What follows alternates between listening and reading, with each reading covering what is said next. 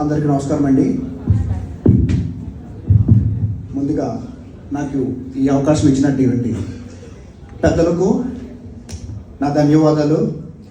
అలాగే ఇక్కడికి వచ్చినటువంటి తెలుగు సోదర సోదరిమణులందరికీ కూడా అంబేద్కర్ గారి జయంతి శుభాకాంక్షలు. నా పేరు మహేష్.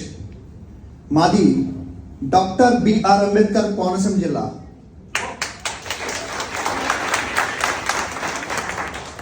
నేను చాలా గర్వపడతాను, ఎందుకంటే నేను పుట్టి పెరిగిన మా జిల్లాకి ఆ మహనీయుడి పేరు పెట్టినందుకు.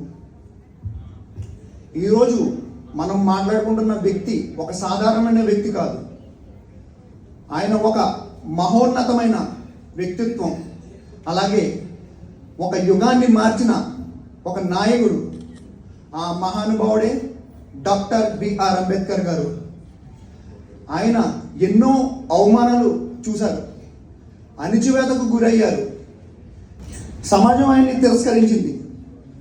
ఆయన ఒక్క అడుగు కూడా వెనక్కి వేయలేదు. ఎందుకంటే ఆయనకి తెలుసు, ఆయన దగ్గర ఉన్న ఆయుధం విద్య. ఒక బాలుడు స్కూల్కి వెళ్తే స్కూల్లో కూడా వాటర్ తాగడానికి కూడా పర్మిషన్ తీసుకోవాల్సిన పరిస్థితి.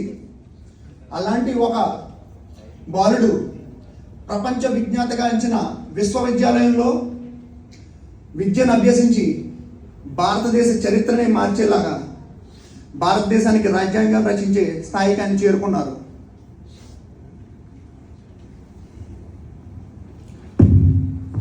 అంబేద్కర్ గారు మనకిచ్చిన మెసేజ్ ఒకటే: చదువు, సంఘటించు, పోరాడు. కానీ మనం చిన్న చిన్న విషయాలు కూడా వెనకడుగు వేస్తాం. మనకు వచ్చిన సమస్యలు అంబేద్కర్ గారు ఎదుర్కొన్న సమస్యలతో పోల్చుకుంటే చాలా చిన్నవి.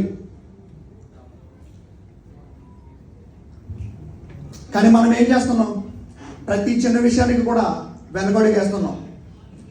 అలా ఉండడం కరెక్టేనా? ఒక్కసారి ఆలోచించండి.